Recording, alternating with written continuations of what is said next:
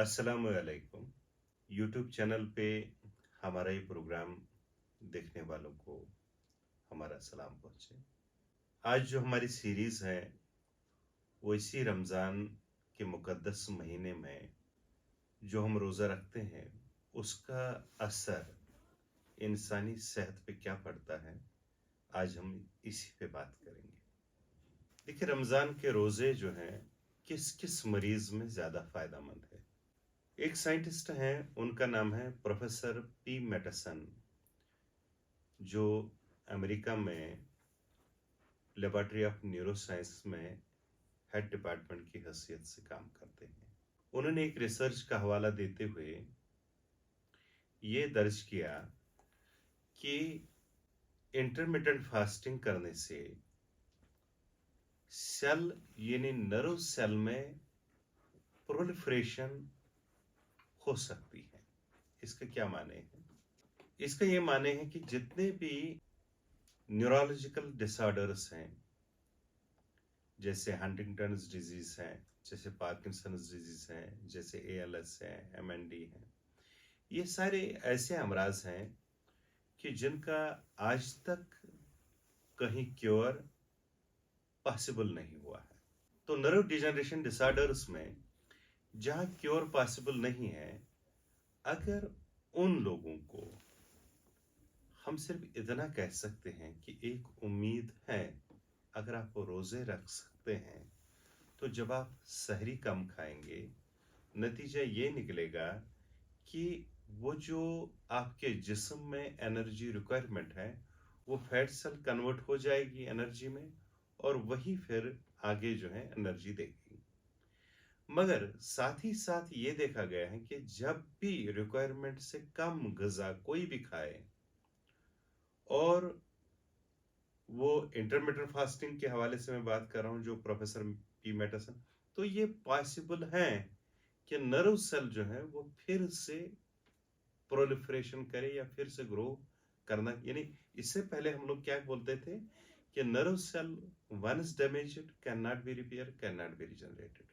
So that means कि वो nerve degenerative disorders जो आज तक लाइलाज माने जाते हैं, उनके लिए रोज़ादारी, उनके लिए फास्टिंग या उनके लिए इंटरमिटेंट फास्टिंग एक उम्मीद की किरण है।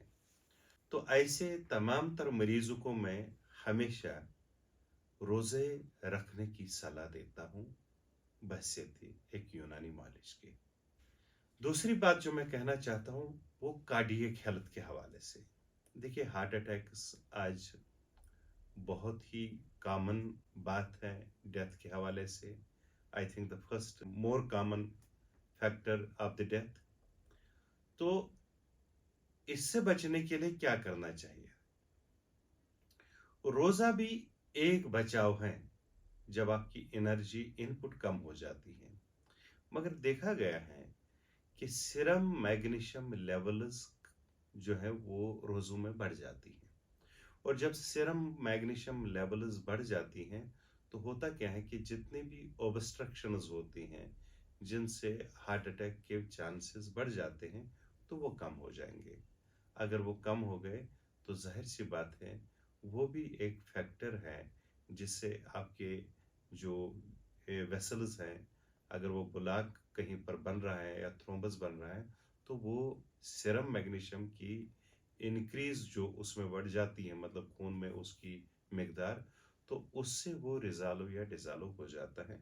इस तरह से एक इंसान हार्ट अटैक होने से बच जाता है। एक और वजह है कि ब्लड प्रेशर जो है वो कंट्रोल रह जाता है, खासतौर डायस्टोलिक प्रेशर जो है वो कम हो जाता है, और इसी तरह से ओवरऑल जो रोज़ों में वज़न है वो भी कम हो जाता है। तो इस तरह से कार्डियक हेल्थ पे भी एक अच्छा खासा नुमाया जो है वो किरदार रोज़ों का देखने को मिलता है। तीसरी बात मैं कैंसर्स के हवाले से बताना चाहता हूँ। योशिनिरी ओशिमी, जिनको साल 2016 में नोबल दिया गया सिर्फ इसलिए कि उन्होंने एक तरीका खोज करके निकाला जिसको ऑटोफेजी या ऑटोलिसिस बोलते हैं।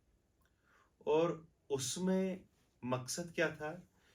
बुनियादी तौर पे जो उन्होंने देखा कि जब भी इंसान फास्ट करता है और रोजे रखने से क्या होता है कि वो सेल्स जो कैंसर सेल्स कहलाई जाती हैं, अगर वो कैंसर सेल्स कहीं पर पैदा हो गई हैं और रोजेदार को पता भी नहीं है, तो होता क्या है कि जब भी कोई सेल एनर्जी में कन्वर्ट हो जाती है और इसमें सबसे पहले उन्हीं सेल्स की बारी आती है जिनकी डिफेक्टेड सर्कुलेशन होती है। तो कैंसर सेल्स में डिफेक्टेड ब्लड सर्कुलेशन होती है, तो इसलिए वो कन्वर्ट होके एनर्जी में ट्रांसफर हो जाते हैं। तो इस तरह से कैंसर सेल आपके शरीर को चलने फिरने के लिए या मेटाबॉलिक जो रिक्वायरमेंट्स हैं उनको पूरा करने के लिए तवानाई देती है। देखिए, ग्रोथ हार्मोन हमें जो है देखने को मिलता है कि वो रोजों में बढ़ जाता है। जब ग्रोथ हार्मोन बढ़ जाएगा और फिर आपकी इनटेक कम होगी, तो उससे क्या होगा कि आपका मसल मास डेवलप हो जाएगा और साथ ही साथ जो है वो फैट कंटेंट आपका कम हो जाएगा। देखिए, वजन जो है वो देखा गया है कि 2.5 किलो से 5 किलो तक कम हो जाता है। देखिए, ग्रोथ हार्मोन जो है वो बढ़ जाता है, यानी अगर कोई क्वालिटी और क्वांटिटी वाइज रमज़ान के रोज़ों में ज़्यादा खाना खाए और क्वालिटी भी अच्छी खाए, तो उसका वज़न कम नहीं होगा बल्कि बढ़ भी सकता है, क्योंकि growth hormone will play its role. देखिए, एक और बात मैं आपके साथ शेयर करना चाहता हूँ, जेनेटिक डिसऑर्डर्स और ऑटोइम्यून डिसऑर्डर्स। देखा जाता है कि रोज़ों का असर ऑटो इम्यून डिसऑर्डर्स में पॉजिटिव पड़ता है, इसी तरह से जेनेटिक डिसऑर्डर्स में भी। वजह कैसे है? वजह यह है कि जो बेसिकली सेल्स की सेटिंग होती है, सेल्स की प्रोग्रामिंग होती है, वो डिस्टर्ब हुई होती है। और जब इंसान जहनी तौर, रूहानी तौर, नफसानी तौर और जो अंदर सिस्टम चल रहा है, जब इसमें सुकून आ जाता है, तो चांसेस ये ज़रूर हैं कि वो इम्यून सिस्टम में रिप्रोग्रामिंग करे। जेनेटिक डिसऑर्डर्स में देखिए, according to Bruce H Lipton, एक माहौल अगर जीन को मिलता है तो जीन जो है एक्टिवेट हो जाता है, और अगर माहौल नहीं मिलता है तो जीन ऑफ है। देखिए, अब जीन का माहौल क्या है? जीन का माहौल सोच है, दिमाग है। यानी अगर आपने यहाँ पर माहौल जैसा भी बना लिया तो जीन वैसा ही रिएक्ट करेगा। तो रोजे के महीने में या रमजान के महीने में क्या मिलता है आपको? आपको इबादत का माहौल मिलता है, आपको नेकियों का माहौल मिलता है, आपको भलाई करने का माहौल मिलता है, आपको माफ करने का माहौल मिलता है। तो इससे क्या होता है कि साइकोलॉजिकली जो है आप बहुत बैलेंस्ड होते हैं। तो जब आप जहन का माहौल चेंज करते हैं तो सेल जो है इंस्पायर वहीं से होती हैं, यानी आपने जहन में कैसा माहौल बनाया। तो इसका मतलब ये है कि एपिजेनेटिक्स जिसको हम बोलेंगे, तो एपिजेनेटिक्स जो है that is more applicable in the month of Ramzan than other months.